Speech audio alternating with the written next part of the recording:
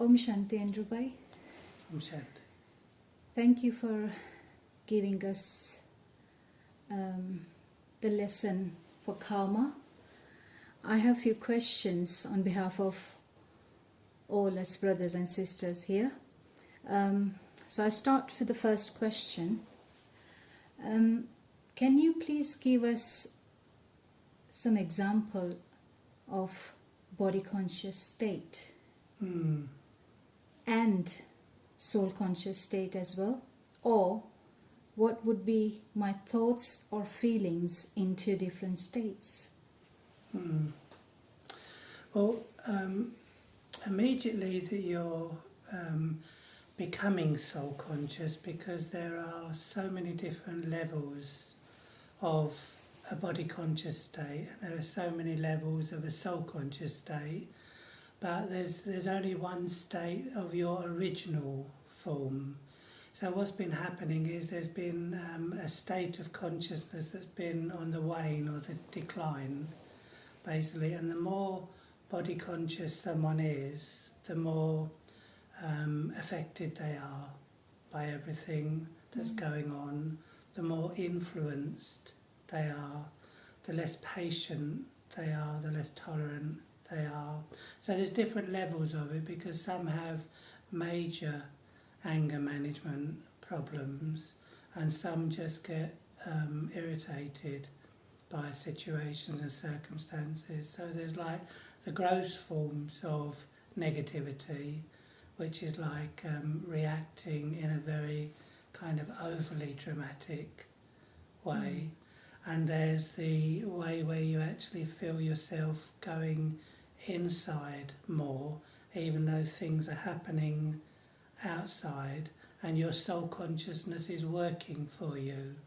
So it's actually formulating a more of a detached and loving state, a more detached and peaceful state, because some people are very peaceful when everything's peaceful around them, and then all of a sudden something happens, and that's what they call peace. And I guess that's they're forgiven for thinking that peace, that's their concept of peace, but it isn't peace as a being that's in control of the role that's playing itself out, and other people are playing their roles. You could get attached to your own way of playing your role and get caught up in even computers and phones are, engrossing, very engrossing for people, and they're losing their energy to those things. So there's that state of becoming the witness or the observer more to other people's roles. You give them more of a chance to say what they've got to say, rather than jump down their throat as soon as they say something that doesn't ring true. People are not really giving others a fair chance because of their body conscious reactivity. And I mean, when you've got nuclear reactors that are dangerous things, well, human beings have become like nuclear reactors now. Instead of playing a role as an actor, they're reacting to everything. So even that, when you're becoming more soul conscious, if someone feeds you information, your consciousness doesn't immediately cling to it and say this is true. Whereas, people used to get hung for, they used to say no smoke without fire, and if you heard something about someone, that was their truth, that was a reality.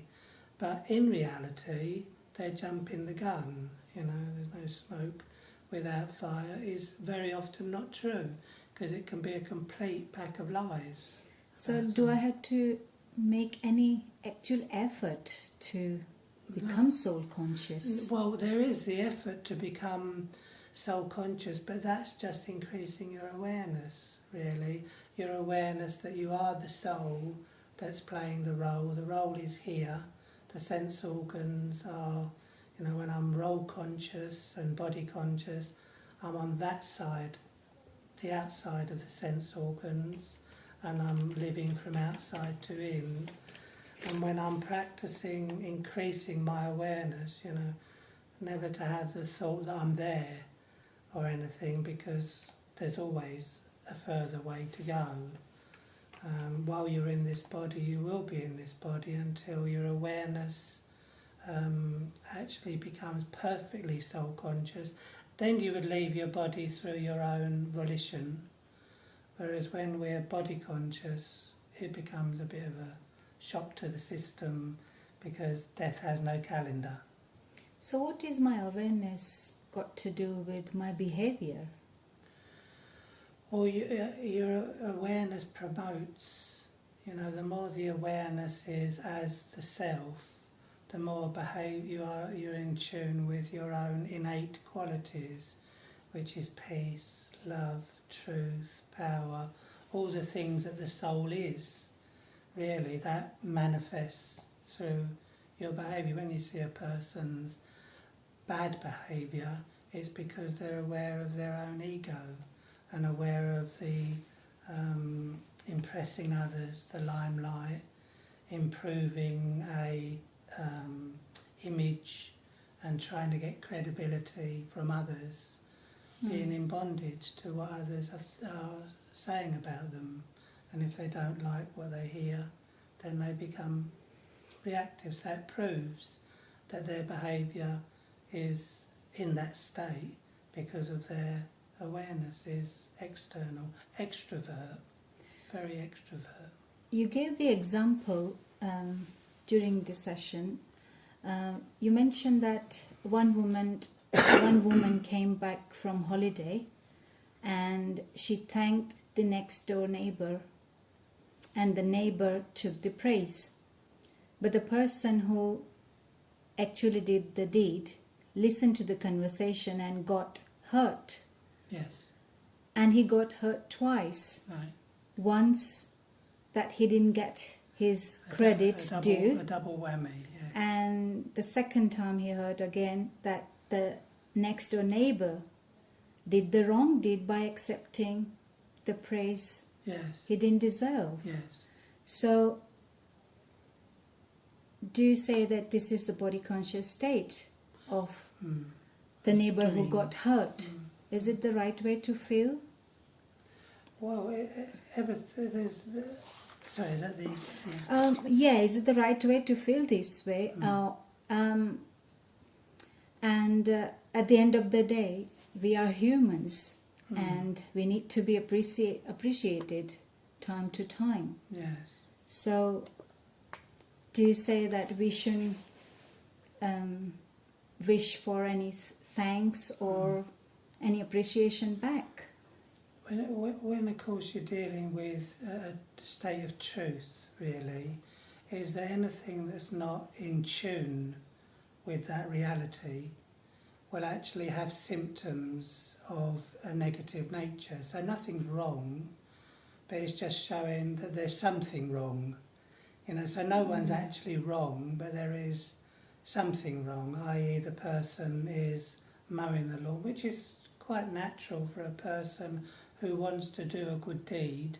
For an elderly person, is they're going to have that person in mind, and because they're actually doing the activity, the action for them, even though in the world of karma they're actually creating a good reward anyway by just the actual action. Even if the person, supposing that old lady never sees the lawn, but the satisfaction of doing a good deed makes you feel good, connects to your good.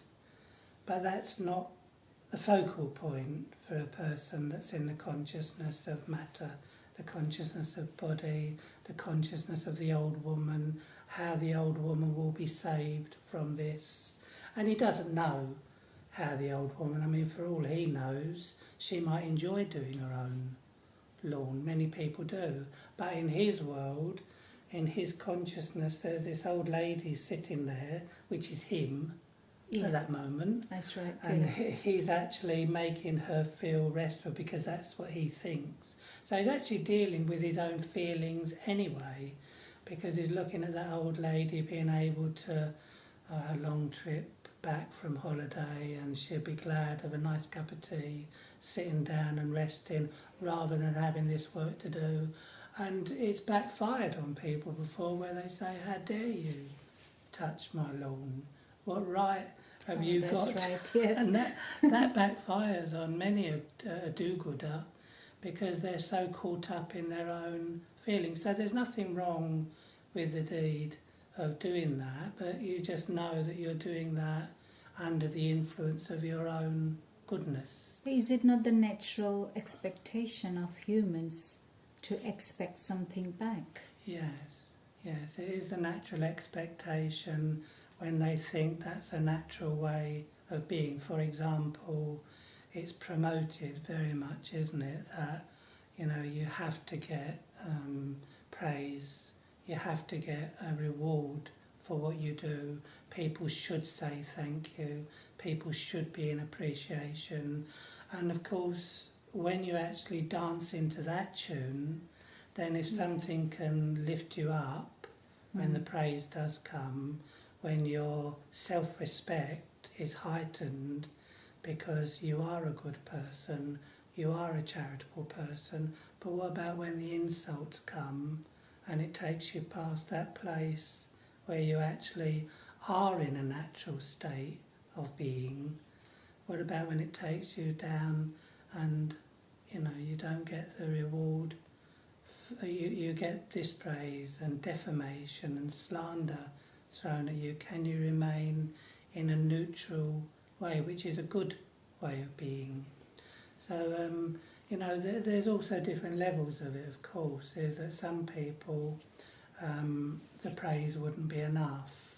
They would, when they've got something of a need and they ask a person to do that because they've done something for them. Some people even say, don't they, well, I'll do this for you and you can do something for me when I need something done. So they're already, getting from giving and already taking something for themselves, because it's become like a business. And like relationships and charity is becoming a bit of a business, because people feel offended if they arrange something, arrange a charity to, and no one turns up for it. They should have kept in mind that they do everything for themselves to manifest their own goodness. It doesn't matter where it's used.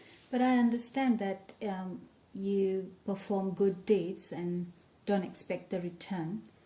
But when someone else takes your credit away, I think that's where the biggest hurt, I think. If I don't get my praise, I'm okay. But if you take my praise away, I can't deal with it. Yeah. So how would you deal with this kind of feelings? The soul's still in a body conscious state, so that when it's actually doing something, it's still, okay, I don't want praise, but there's a condition that someone else shouldn't get that. So there's still a condition taking place, which means that even if someone was practicing soul consciousness, they're not manifesting it the way it's meant to be in its purest state. So it's still contaminated. I'm not saying there's a blame for that, but there will be a symptom, and that symptom will be, I will be affected by someone, by something, because I'm under construction. And there's nothing wrong with being under construction. It's a good place to be, because it brings a lot of humility, because you kind of, still a way to go. Yeah, there's where there's humility, your self-worth will always be there. But when I'm not actually checking that, and I look towards that, that good's going to that person, that good's not going to that person's ego is being massaged. So therefore that ego will make him feel insecure at another time. So you're not losing out by someone else getting the praise, because the main fact, the way he reacted to that, was he knew it wasn't his praise, He hadn't done anything to deserve that praise, yet he's still getting what he can, when he can, however much he can, wherever he can. You know, so that's still a ego that's going to make him feel more and more insecure, because it will let him down, because it's reliant on constantly being fed. But it's still not enough for my mind to understand or accept that someone else took my praise. I know you mentioned that we are under construction, but at the same time we've been programmed for ages to feel like this, that mine is mine. Yeah. So it's like a reprogramming, isn't it then? And a deprogramming, really, where you're actually recognising as a point of view from knowledge as, well, if I did get that praise and enjoyed that praise, if it had come my way, then there's going to be another test of defamation. So I have to be ready for the criticism or defamation. Yeah, you will, because they're connected.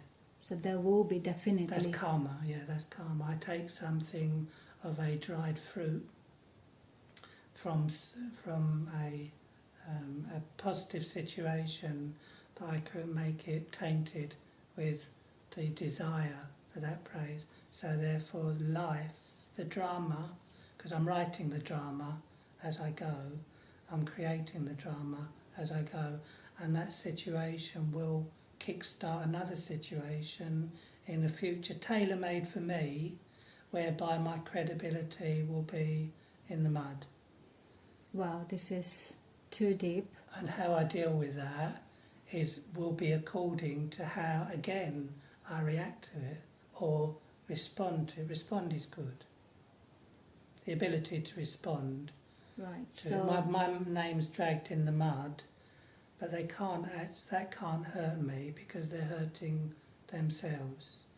But because I've taken that praise, or I've expected, there's an expectation of it shouldn't have gone to him, it should have come to me, and it disturbed me, so I'm still going to be disturbed by the downside of that, because I've just written it. So this means I have to stabilize my respond to stop this give and take of karma. Yeah, well, it's doing everything in a state of love, in a state of goodness, you know, happy to be able to exercise those things for the sake of exercising them, nothing more. So I'm not actually looking for the return, you know, of the, I haven't got that person even in my mind. I've got the action that I'm doing in a state of love. I have another question. Is guilt a karmic return? Yeah, it's more to do with the karmic bondage, is that people feel guilty for different reasons, and a lot of people say to them, I love you, please don't feel guilty, but they still do. So guilt is connected with fear, and fear is connected to the ego being hurt so many times. It's also connected to not being kind enough to yourself, whereby you keep on going into a self-crucifixion mode and hurting yourself. And it's a fear-based thing where it keeps coming again and again. So I feel like that's a natural way I should feel for being wrong, for not doing what I should be doing. And that's all connected to, you know, all this give and take that takes place between human beings. They expect this of me, and I don't fulfil those expectations, or they say I don't fulfil their expectations, I'm not doing enough, and I feel guilty. So that's actually the fear that's in the self that actually gets removed anyway by the self-respect of exercising love more, being kinder to your own self, having good thoughts about yourself, the highest thoughts of yourself, of goodness, of kindness, of warmth, of love, all those manifested thoughts will actually remove the insecurity that's in the soul, and the soul will stop feeling guilty about anything and everything it does. And if I have any bad relationship with someone, and I know that I need to stop behaving the way I've been behaving with that person, I stop expecting them changing with me, but I want to change, but I cannot create any good feelings. You mentioned during the session that instead of start loving someone, I need to become embodiment of love. So would you explore this more? How would I repair the relationship with someone? Yeah, I mean, the only reason really we can't give love to everyone without excluding anyone is because there's not enough pure love within the self. We know what the other type of love is, the attached love, the kind of expectant love, the love where there's conditions, and you know, we've got all these this is my idea of love, I've done this and I've shown this and I've impressed upon you all the kindness in the world, and I know all about that kind of attached love where I'm looking for your response and your credit and that kind of thing, but am I actually getting enough pure love into the consciousness? And for that it's just trying to understand how a detached and loving being would love, you know, how a non-influenced loving being would respond to that person. But I'm mainly taking that from the source. Soul consciousness gets you connected to the love of the self rather than the love of the role. So I'm shifting away from love for a reason and love in due because of the role that I'm playing, and I'm shifting into being a child of God, basically, the highest child of the highest Father. So I'm getting that pure love manifesting, and I'm beginning to love the way He loves me. But people don't think that God loves them because they've created this judgmental God, and they very much scripted this in the scriptures, whereby God won't be pleased with you unless like that. But it is the mere fact that the soul is a child of God is enough for me to start getting that pure love. It's a deprogramming again. I can't accept that way that they've accepted because they're promoting something that's of a negative nature. And it's, you know, God's love doesn't change. It always is. It's the most reliable thing that there is, and it stays outside of the cycle of birth and death until I bring it into the cycle. So if I feel God's pure love, will that help me to repair It would that be bad difficult relationship? not to repair it. It would be, the person would feel that. So you're not even trying to direct it towards them. You know, you're not trying to say sorry when you don't feel like saying sorry. You're not. Lots of people say kind words, but they don't mean them. Yes, that's right. Yeah. So they keep the peace with their kind words, and they don't want to upset the other people that know that there's friction in the family between these family members, and all you're doing is healing it gradually. You'll be very patient with it because Rome wasn't built in a day.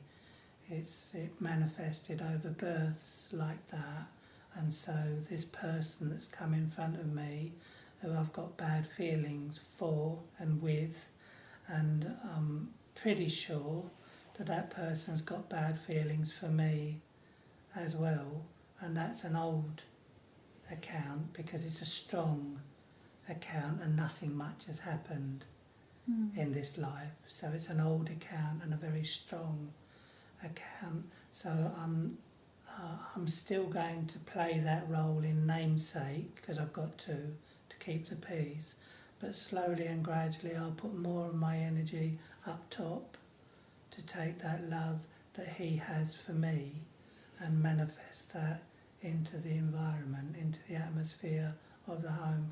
Very often these people are living under the same roof as well, and that becomes more of a karmic test. That's accurate as well.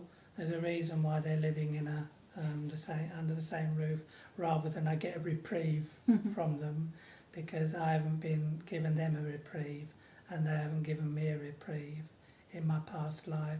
So we've come together to settle. So someone has to stop this cycle. Someone has to stop this, yes. The ball in the back, going backwards and forwards. The game of football, I kick the ball at you, you kick it at me. We're not kicking the ball to each other, we're kicking the ball at each other. But I have to be very careful that I don't fall into a kind of arrogance that I'm making the effort. Yes. And you're and not. They're not. I'm trying to repair the relationship, not you. Yes. So I have to be very careful while Yeah. trying to stop the cycle. Yeah. But the mistakes that you make are the mistakes that you're meant to make as well. So you've got to be kind like that to yourself, because that's how love gets remanaged, if you like. The management of love needs to be there, and you can't harness these mistakes inside. I don't know if that's the right word, but hold these mistakes inside. Otherwise you'll feel like you're just one big mistake, basically. And it has nothing to do with the mistake. It's to do with what I'm actually, the way I'm dealing with that mistake. Remember, we're playing a role, so it's only a mistake. So you can take 2, take 3, take 4. So don't worry about the mistake, but just really be more concerned that this is what I'm doing to change that situation, and that person's not doing, that's their fortune or misfortune. This is my fortune that I'm doing this, that's enough. That's enough. That I'm bringing that love that he has for me into this night. So I'm actually bringing Baba or God into the game, the play that's taking place. So I'm not alone. So, talking about the mistake, so if I feel angry during the process, if I feel annoyed, if I feel greedy, so all this behavior or attitude would be forgiven? Because God may forgive me, but I think it's me that I don't forgive myself. So yes, I think it is all to do with ourselves. Yeah. So it's my anger, my greed, my attachment. Yeah. God will be saying there's only one shop where there's pure love. So what other shop can they go to if they can't come to God's shop? The God's shop of love. We're just learning love again, and if we get it wrong, then it's because we're meant to get it wrong, and we're meant to make the mistakes because those mistakes make us wise. As long as we're not, keep making, we'll get fed up with ourselves if we keep making the same mistakes. That's the saying, isn't it? A wise man makes the mistakes, but he doesn't make the same mistake again and again, twice. And you also mentioned that have a faith, and the money, the water, the food will come at the right time. So what if they don't come? Will I ever have the faith again in the system or in the God? Yeah, longest word in the dictionary, if, isn't it? Because it has so much of a story behind it, what if. And in actual fact, you don't just need faith, you also need patience, because you've got to allow it to happen. It's not got to be under the influence of, if it won't be under the influence of my expectation. It doesn't matter how much I expect I could have all the faith in the world and be expecting it to come, but I'm only expecting these things because I'm not patient enough. It will come. That's what faith does. It brings it. Without making effort. Well, that is the effort, isn't it? To have more Faith faith. is the effort. Yeah. I mean, there's a situation whereby, you know, I'm not just going to sit at home with my feet up, but if all my hands are tired, I've tried everything I can do, and it's still not working. I've still got to create the triggers. I mean, the bread doesn't cook itself, so I'm still there to make the preordained drama, the preordained like this. And if I'm just putting that in with patience, it will come, and it will come in abundance, much more than, you know, you're just waiting for just a small amount. There will come, you know, more than enough. You'll be able to share everything with others as well. So is karma and faith, are they connected? They are, because, you know, what's doubt really, but faith in doubt. You know, so doubt is only the negative, that is still faith, but I've got great faith that this is going to work out rubbish. This is going to work out in a negative way. This is going to be the result of I'm just a Jonah. So I've still got faith, but I've got faith in doubt. So when I start to use faith, it will come, have more faith. Better to have faith in God than faith in money, actually, because you don't want to become money conscious, because you'll be looking at the money to come. Everything that's needed will come. The soul won't want for anything. It won't need anything. Everything will be satisfied if there's faith in God. You're God's child. He's looking after the child, so therefore it will come. Some people have faith in their karma. They say that I've done everything good in my life, so I have faith that everything good will happen in my life or in the future. So is it... Well, you're talking about faith in the unknown. It's not really faith in karma, because they don't know that they've put those good, you know, their actions, their good deeds may be full of ego, which is but actually... still good deeds? No, it's eating the fruit. It's eating the fruit of the goodness, isn't it? You know, if I'm putting something in, but I'm looking for name and fame and the title of being a do-gooder and being seen as a do-gooder, being seen as a charitable person, getting recognition from others, my ego is eating all the rewards. Instantly, so I already had my fruit before... It's eaten, gone. Yes, although that's still informed faith in karma, because they've done the deed, now they want double fruit. They've already got the fruit of it by being the goody two-shoes and being a charitable person that everyone loves. And, you know, that's what people want. They want everyone to love them, but, you know, it's very often they get their ego massaged, which is eating the return of the fruit that should be left alone. The fruit's not ripe yet. It's eating unripe fruit. Ego does that. Okay.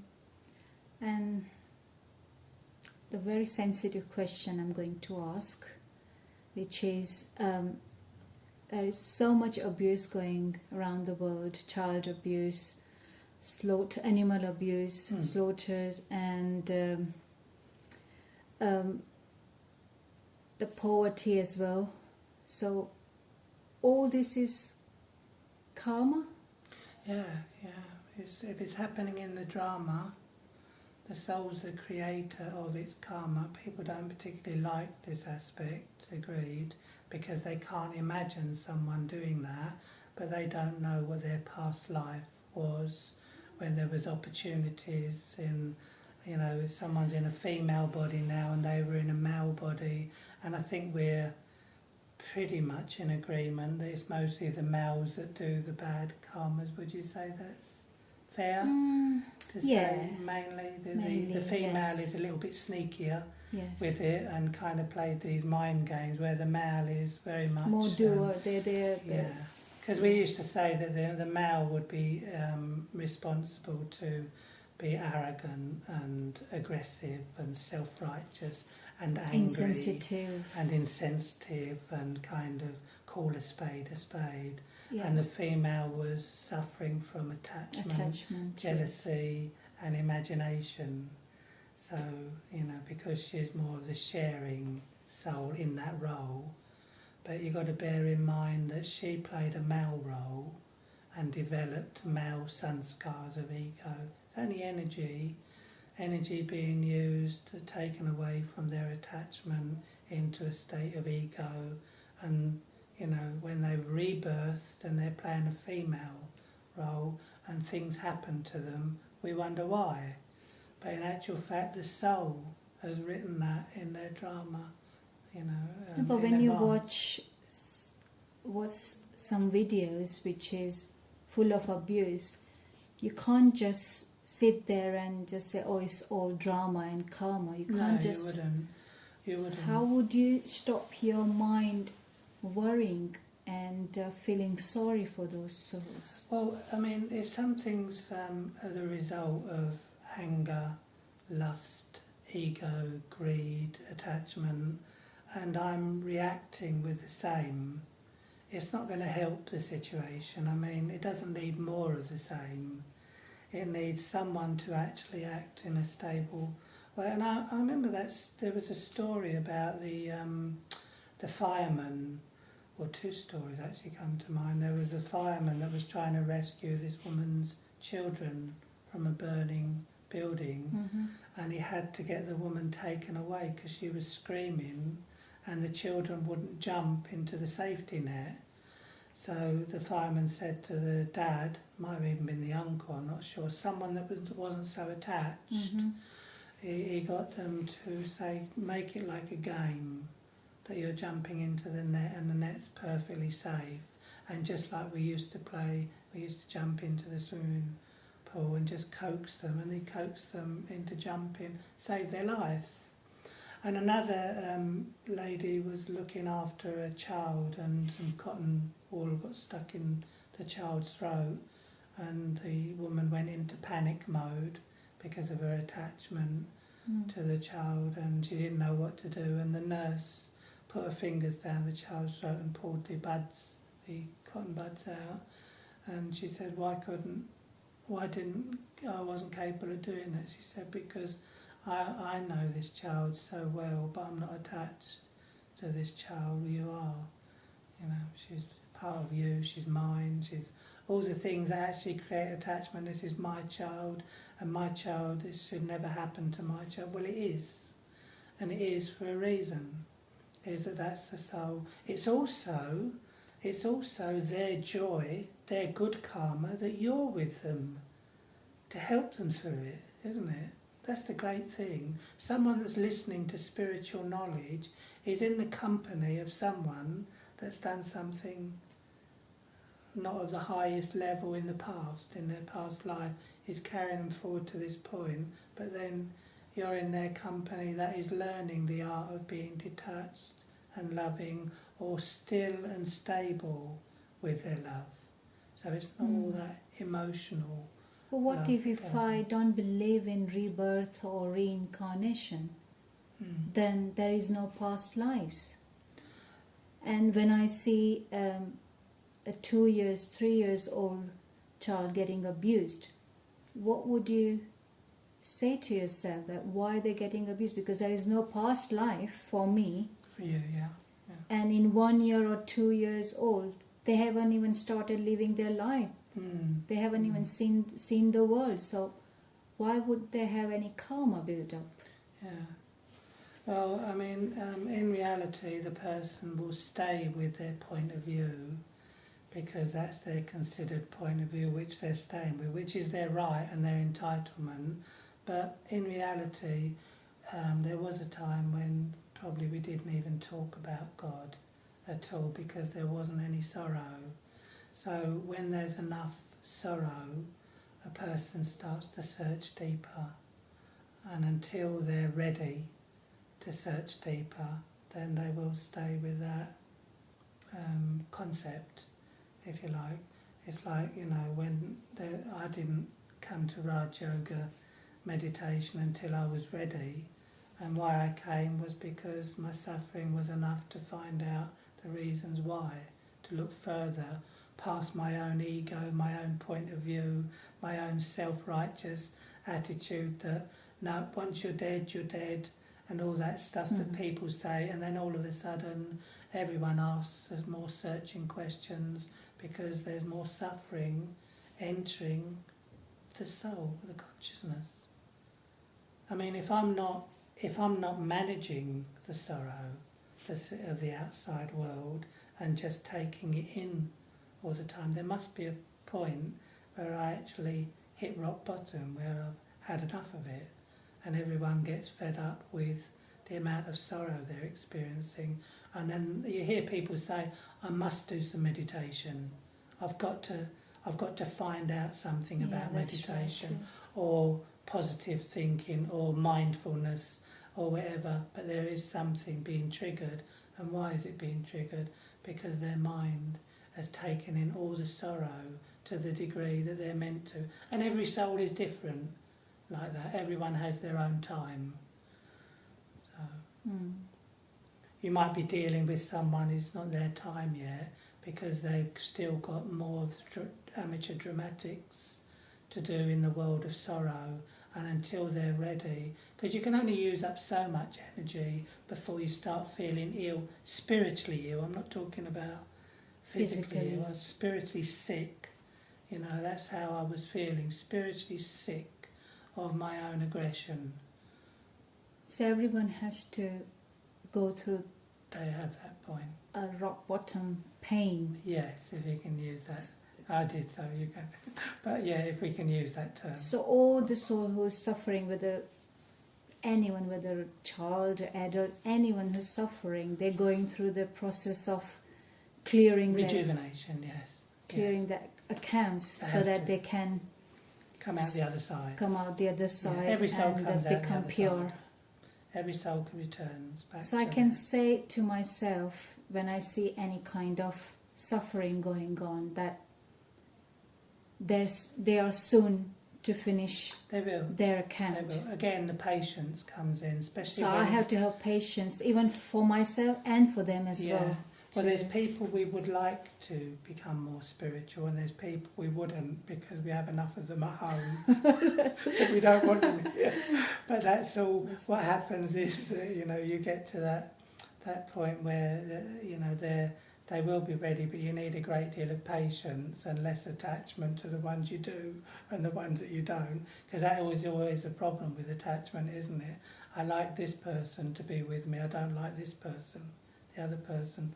So it has a flip side to it. If it makes me feel secure and happy being with the people I'm attached to, then the people automatically that I'm not attached to, I'm not going to feel so comfortable with. There might even be the alien at the door, the enemy at the door. So this lesson, karma, means to me that if I feel that I have karmic accounts and they need to be settled, so the only way I can settle the accounts is love. Love. And love for one. Yeah, love, pure love for the God. Pure love as God loves me.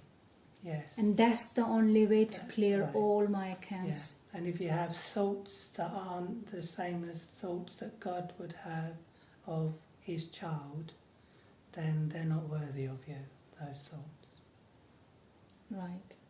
So I had to create the highest thought. Highest thought. The self. And the loving thoughts. Yes. Pure, powerful, beautiful.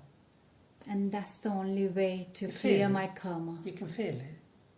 When you say to yourself, I'm pure, beautiful, powerful, you feel it. You feel yourself elevated. Yeah. You feel yourself stronger. They did an experiment actually where they insulted a lady 10 times and they asked her to put her arm up and they pushed it down because it had weakened her, the negative, the insults. And then when they gave her 10 powerful thoughts about herself, they couldn't push her arm down. Okay. Yeah. Okay, Andrew, but I think this discussion can go on for hours and hours. Thank you. You So- devise the questions. So, So we need to you. stop the Heartfelt. sessions here, and we'll have more questions in next session. Okay. So thank you, and Rubai. Om Thank you. Shanti. Om Shanti.